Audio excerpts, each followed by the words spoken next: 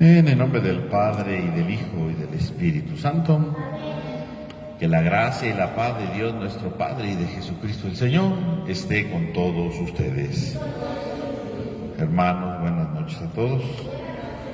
Sean bienvenidos a esta celebración, la que vamos a pedir por el eterno descanso de Berenice Ruiz Hernández en su primer día de novenario, Víctor Manuel Flores Carvajal, 1 año, David Romero Aguilar y todas las almas del purgatorio. Pedimos por la salud de Luz del Carmen Gallardo Gudiño, Sofía Padilla, María del Refugio Hernández Mercado, la intercesión de la Virgen del Carmen por la salud de Rogelio Matías Pérez, necesidades de la familia Guerra Trejo, al Señor de la Misericordia por la salud de Roxana Ailín Ortega Muñoz y Vanessa Pérez. Para iniciar esta celebración, reconozcamos delante de Dios que somos pecadores y pidámosle perdón en un momento de silencio.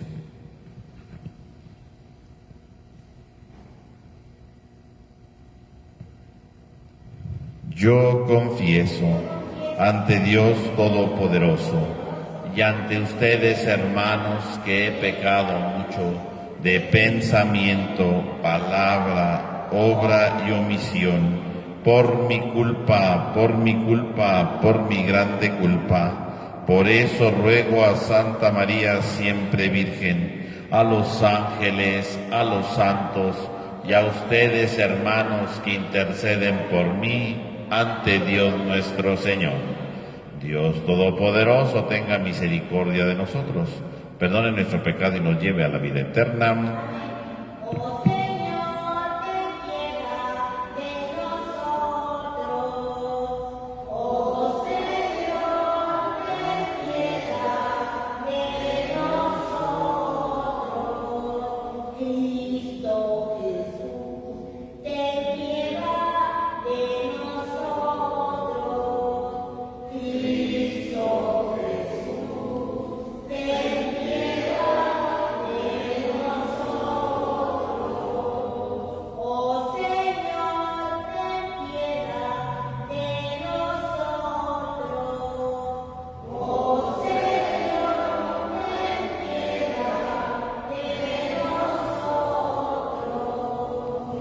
Oremos.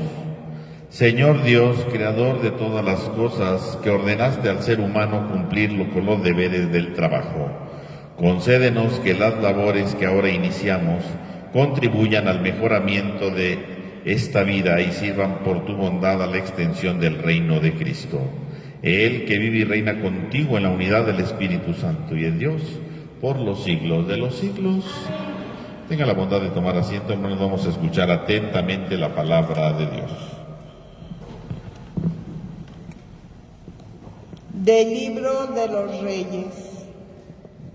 Por aquel tiempo, el profeta Elías, del pueblo de Tisbé, en Galaad, le dijo al rey Ahab: Juro por Dios, el Señor de Israel, a quien yo sirvo, que en estos años no habrá rocío ni lluvia si yo no lo mando. Luego el Señor le dijo a Elías: Vete de aquí, dirígete hacia el oriente y escóndete en el torrente de Kerit, que queda al este del Jordán. Bebe del torrente y yo les encargaré a los cuervos que te lleven de comer. Elías hizo lo que le mandó el Señor y se fue a vivir en el torrente de Kerit, que queda al este del Jordán. Los cuervos le llevaban pan y carne por la mañana y por la tarde, y bebía del torrente. Palabra de Dios.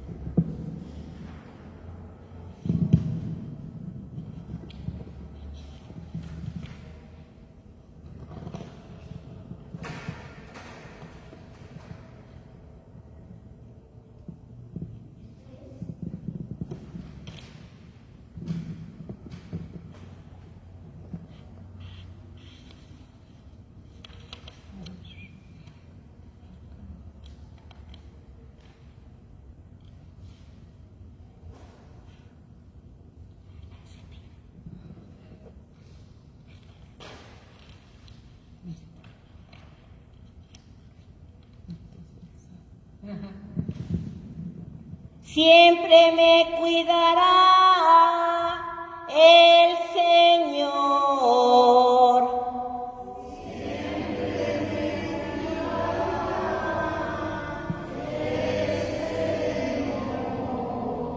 La mirada dirijo hacia la altura, de donde de venirme todo auxilio. El auxilio me viene del Señor, que hizo el cielo y la tierra. Siempre me cuidará el Señor. No dejará que des un paso en falso, pues en tu guardián y nunca duerme. No jamás se dormirá o descuidará el guardián de Israel. Siempre me cuidará el Señor. El Señor te protege y te dará sombra. Está siempre a tu lado. No te hará daño el sol durante el día, ni la luna de noche. Siempre me cuidará el Señor.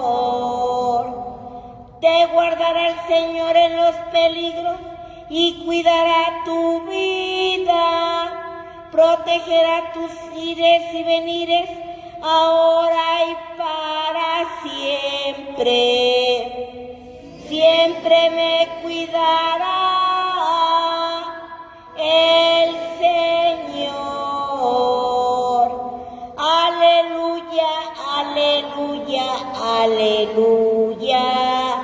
Aleluya, aleluya, aleluya. Alégrese y salten de contento, porque su premio será grande en los cielos. Aleluya, aleluya. Aleluya, aleluya, aleluya. Que el Señor esté con ustedes. Lectura del Santo Evangelio según San Mateo. En aquel tiempo, cuando Jesús vio a la muchedumbre, subió al monte y se sentó. Entonces se le acercaron sus discípulos y enseguida comenzó a enseñarles y les dijo: Dichosos los pobres de espíritu, porque de ellos es el reino de los cielos. Dichosos los que lloran, porque serán consolados. Dichosos los mansos, porque heredarán la tierra. Dichosos los que tienen hambre y sed de justicia, porque serán saciados. Dichosos los misericordiosos, porque obtendrán misericordia. Dichosos los de corazón indiviso, porque verán a Dios. Dichosos los que trabajan por la paz, porque se les llamará hijos de Dios. Dichosos los perseguidos a causa de la justicia, porque de ellos es el reino de los cielos. Dichosos serán ustedes cuando los injurien, los persigan y digan cosas falsas de ustedes a causa mía.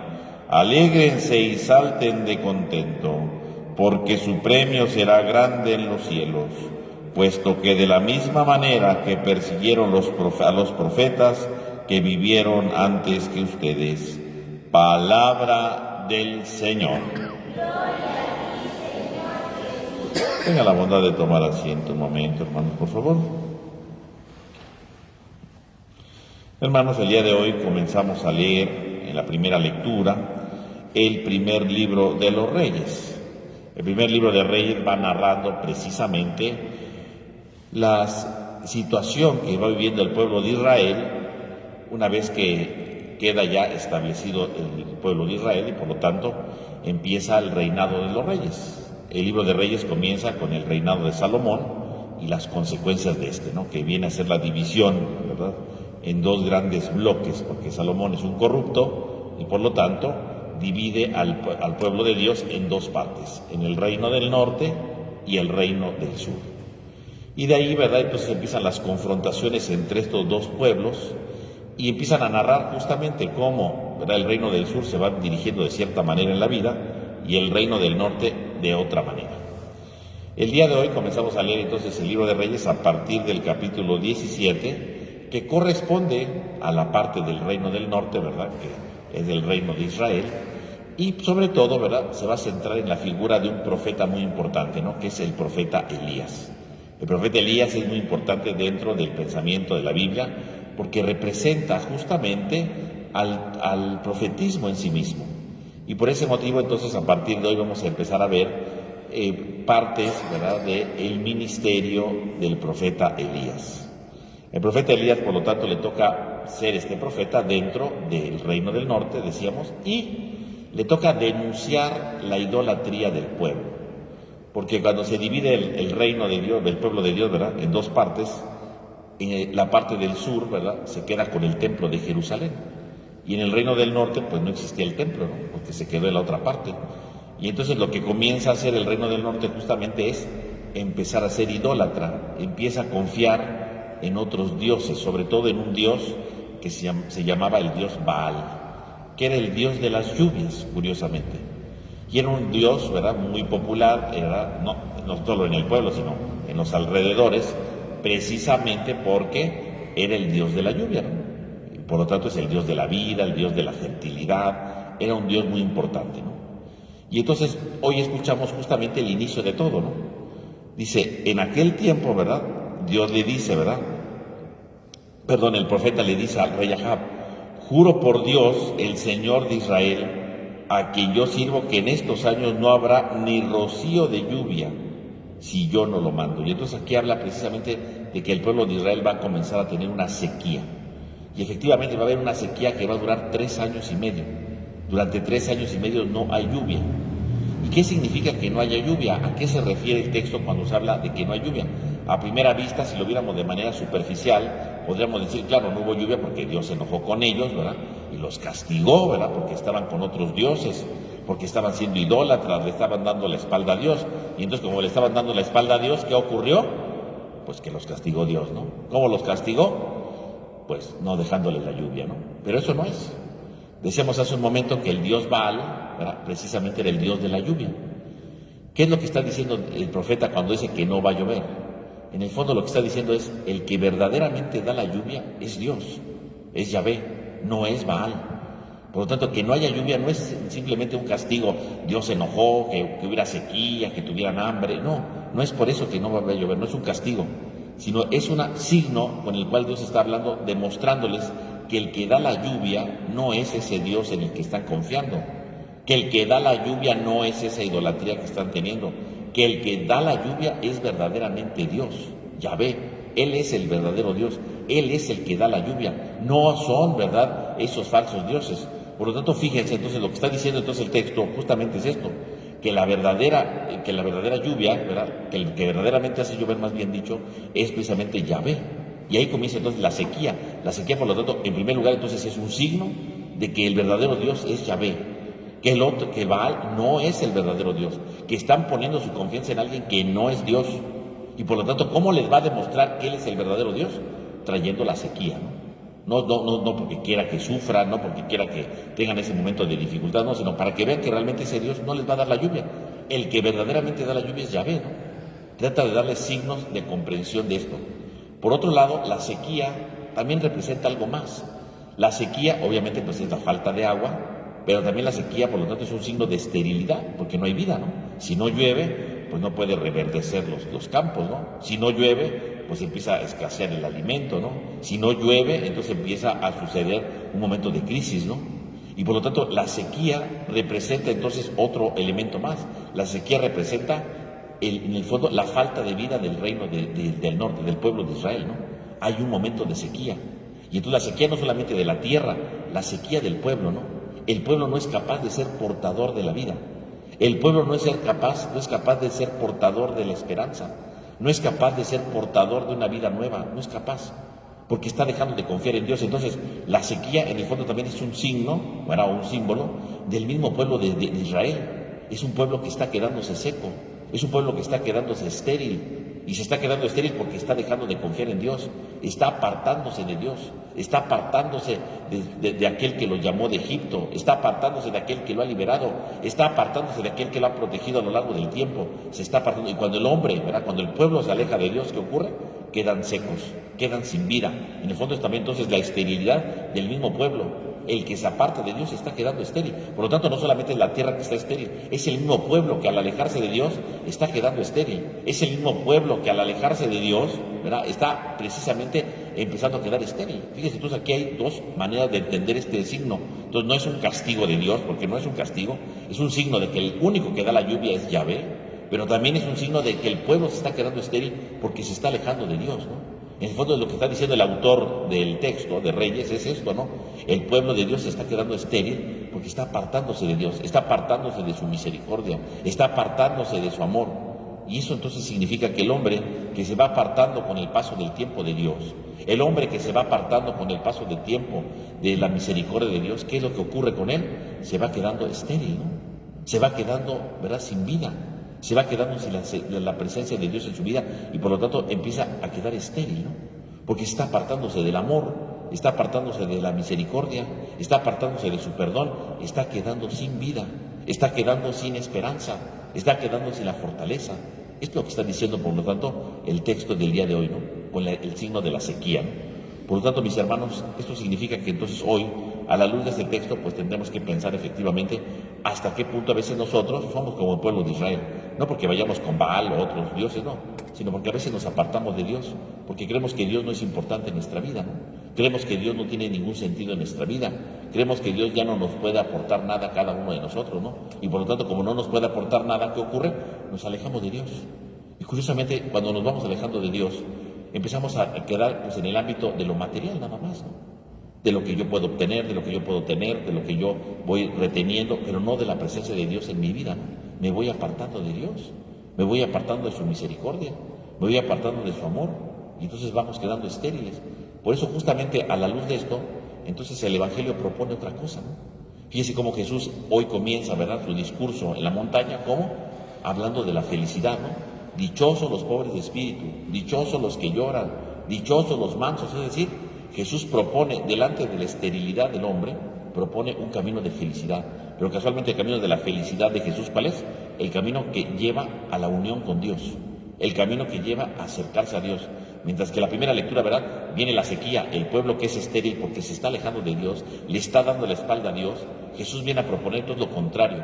Si quieren ser realmente dichosos, si quieren vivir realmente la alegría, si quieren vivir realmente el gozo en su corazón, la verdadera alegría, no la alegría superficial, sino la verdadera alegría que necesita, vivir precisamente el proyecto de Dios. Y entonces nombra las bienaventuranzas. ¿Qué son las bienaventuranzas? El proyecto de la cercanía con Dios, el proyecto de la alegría que viene de Dios, ¿no? Y cada una de las bienaventuranzas nos va hablando entonces de la cercanía con Dios, ¿no?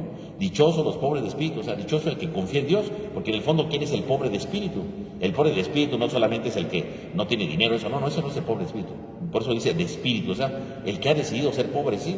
Es decir, el que ha decidido confiar en Dios, ¿no? Ese es el pobre de espíritu, ¿no? El que decide confiar en Dios, el que decide estar con Dios, el que decide unirse con Dios, ¿no? Dichosos los pobres de espíritu, dichoso el que vive unido con Dios.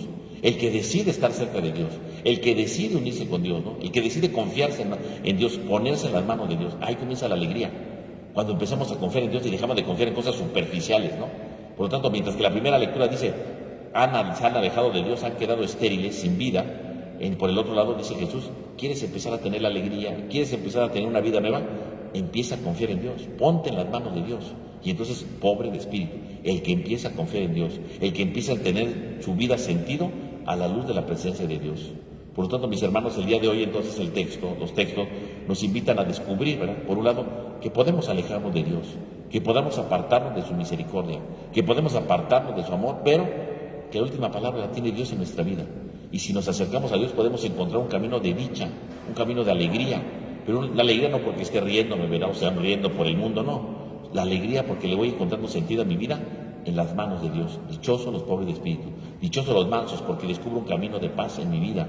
Dichosos los que tienen hambre y sed de justicia, porque descubro que la última palabra no es lo que yo quiero, sino la justicia, la voluntad de Dios, el proyecto de Dios en mi vida. Pues que el Señor nos ayude a cada uno de nosotros a reconocer este proyecto de Dios en nuestra vida y no hacer como el pueblo de Israel, que se aleja de Dios, creyendo que Dios no es importante, creyendo que podemos ser indiferentes, sino démosle un espacio a Dios, poniéndonos en sus manos y dejando que Él nos guíe, nos ilumine y nos vaya transformando profundamente. Que así sea.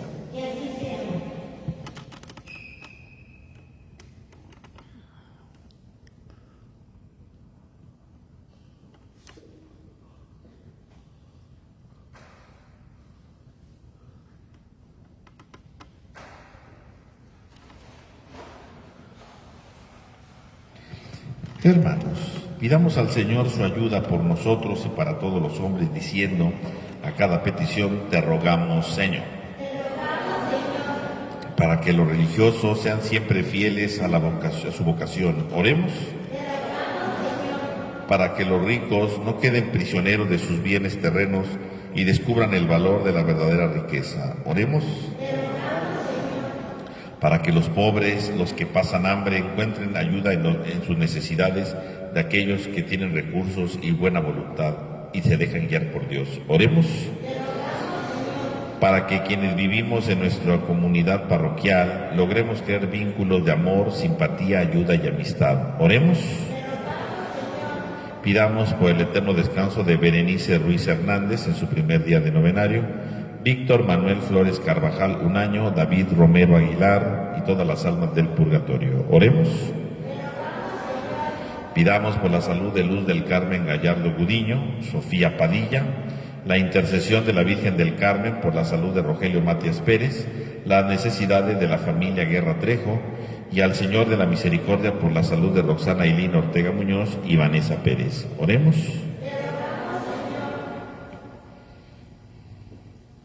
Escucha, Señor, nuestras oraciones y haz que, viviendo como hijos de la luz, merezcamos ser escuchados siempre por ti. Por Jesucristo nuestro Señor.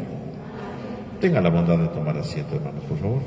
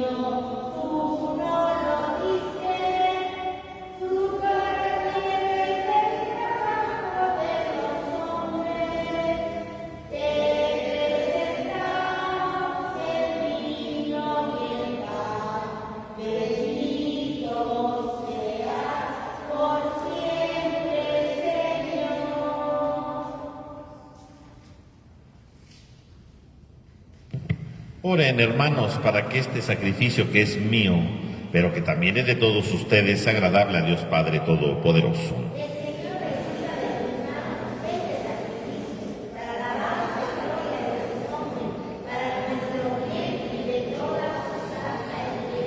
Tú que con este pan y este vino que te presentamos das al género humano el alimento que lo sostiene y el sacramento que lo renueva, concédenos, Señor, que nunca nos falte esta ayuda del cuerpo y del alma. Por Jesucristo nuestro Señor. Amén. Que el Señor esté con ustedes. Levantemos el corazón. Demos gracias al Señor nuestro Dios. En verdad es justo y necesario, es nuestro deber y salvación, darte gracias siempre y en todo lugar, Señor Padre Santo, Dios Todopoderoso y Eterno, porque creaste el universo con todo cuanto contiene, Determinaste el ciclo de las estaciones, pero formaste al hombre a tu imagen y semejanza, y lo hiciste dueño de un mundo portentoso, para que en tu nombre dominara la creación entera, y al contemplar la grandeza de tus obras en todo momento te alabará. A quien cantan los cielos y la tierra, los ángeles y los arcángeles, proclamando sin cesar.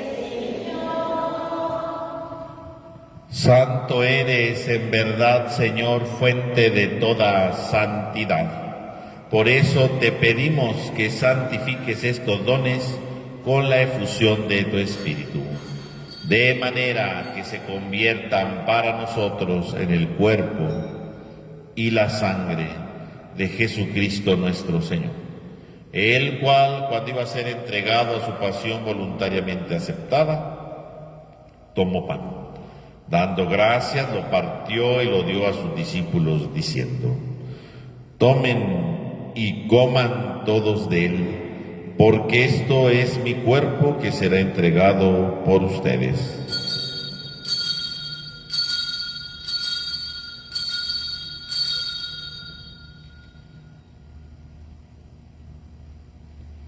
Del mismo modo, acabada la cena, tomó el cáliz. Dando gracias de nuevo, lo pasó a sus discípulos, diciendo: tomen y beban todos de él, porque este es el cáliz de mi sangre, sangre de la alianza nueva y eterna, que será derramada por ustedes y por muchos para el perdón de los pecados. Hagan esto en conmemoración mía.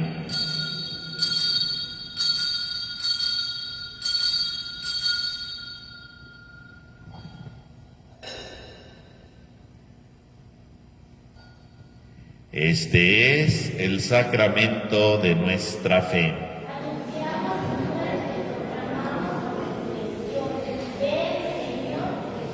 Así pues, Padre, al celebrar ahora el memorial de la muerte y resurrección de tu Hijo, te ofrecemos el pan de vida y el cáliz de salvación.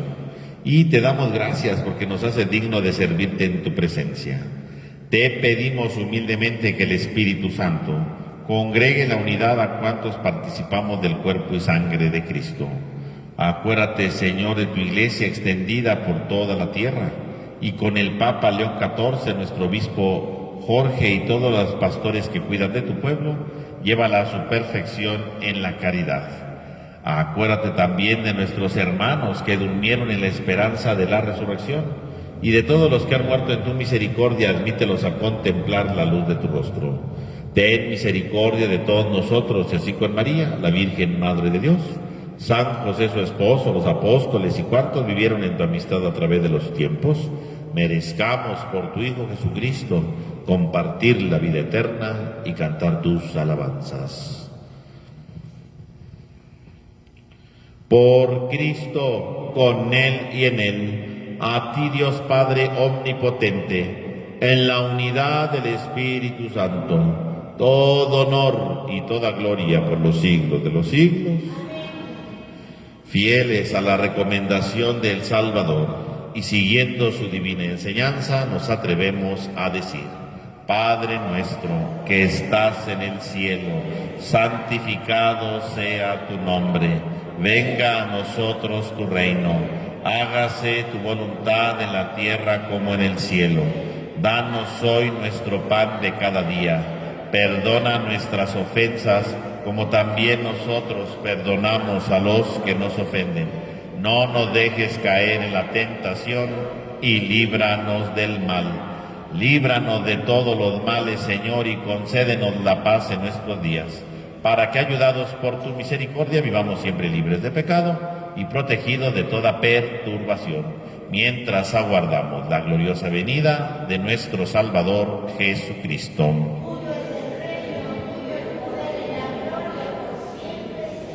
Señor Jesucristo, que dijiste a tus apóstoles, la paz les dejo, mi paz les doy, no tengas en cuenta nuestro pecado, sino la fe de tu Iglesia.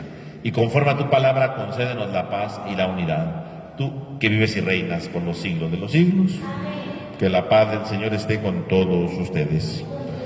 Dense fraternalmente un signo de paz.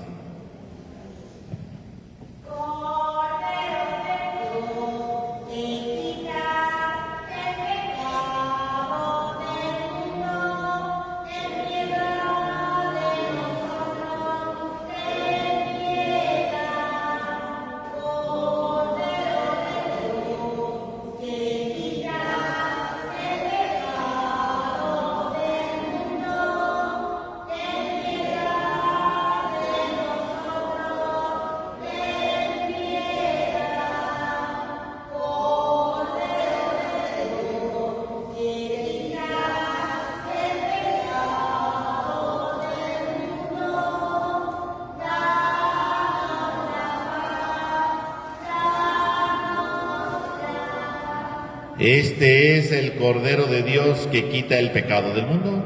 Dichosos los invitados a la cena del Señor.